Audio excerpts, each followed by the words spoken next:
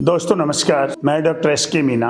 आज आपको मैं संतोषी माता के बारे में बताना चाहता हूँ। संतोषी माता के बारे में लोगों को ये पता नहीं है, अक्सर कर बहुत लोगों को, कि वो किसकी पुत्री है। संतोषी माता गणेश जी की पुत्री है। और गणेश परिवार के बारे में आप जाने, गणेश जी शिव पार्वती पुत्र तो हैं ही, लेकिन गणेश जी की जो पत्नी है वो रिद्धि सिद्धि है और उनके जो पुत्र हैं वो शुभ लाभ है। हम देखते हैं गणेश जी की शुभ लाभ क्यों होता है, रिद्धि सिद्धि क्यों होता है, क्योंकि वो गणेश परिवार है, गणेश जी महाराज का पूरा परिवार है वो। इसलिए ये सभी वर्ड हम यूज करते हैं। हमें ये पता नहीं होता कि हम इन शब्दों का प्रयोग क्यों करते हैं, शुभ लाभ क्यों करते हैं। क्यों?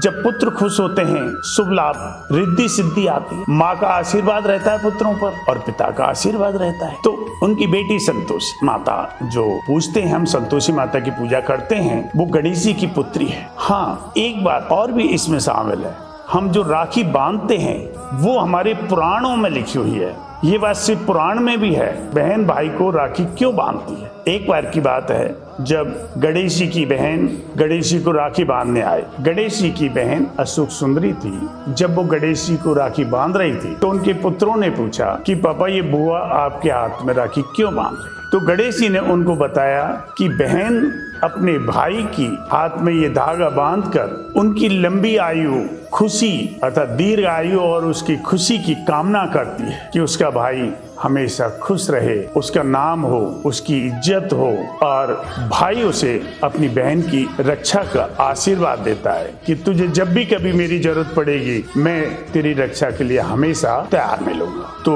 बच्चों ने वही बचपना कह सकते हैं, लड़कपन में कहा कि पापा हमें भी बहन चाहिए, हम भी अपनी राखी बंधवाना चाहते हैं। तो गणेश जी ने अपनी दिव्य शक्ति से संतोषी माता को, तब से संतोषी माता उनकी पुत्री के रूप में आई और पुत्री ने उनके शुभ और लाभ को राखी बांधी और ये रस्म पूरी की। आज भी हम जो रक्षाबंधन कहते हैं, ये आज का नहीं कि भाई आज के टाइम में राखी उसने बांधी, इस राजपूत ने बांधी, ऐसा है, इसको जोड़ते हैं, लेकिन बेसिकली ये हमारे पुराणों में वर्णित है। पुराणों में ये बताया गया है कि राखी का महत्व क्या होता है और इसको हमें राखी को बांधना चाहिए और किस तरह से भाई बहन का बंधन अटूट होता है, जो एक दूसरे के लिए रक्षा करते हैं और शुभकामनाएं देते हैं। यही राखी का महत्व है। आज हम जब भी पूजा करते हैं, संतोषी माता का व्रत करते हैं और उससे हम अपनी इच्छा शक्ति वरदान भी मांगते हैं और धन दौलत रिद्धि सिद्धि शुभ लाभ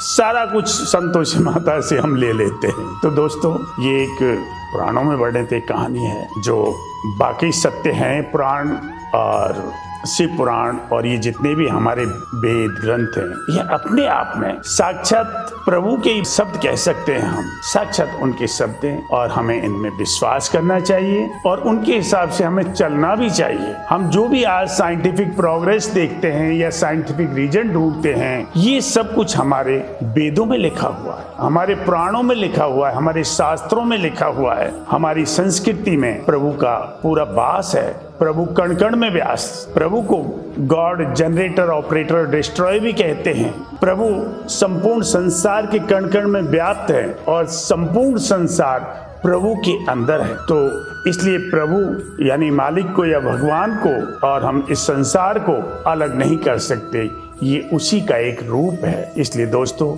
यदि मेरी ये शिव पुराण की कथा आपको पसंद आई है तो और लोगों को भी सुनाएं, क्योंकि ऐसी कथा सुनने का एक शुभ फल मिलता है। हमें मन को शांति के साथ में धन का लाभ भी होता है, प्रभु की कृपा भी होती है हमारे ऊपर और ऐसे उनको हमें सुनना चाहिए और ज्यादा से ज्यादा लोगों को सुनाना भी चाहिए। थैंक यू दोस्तों, थैंक यू।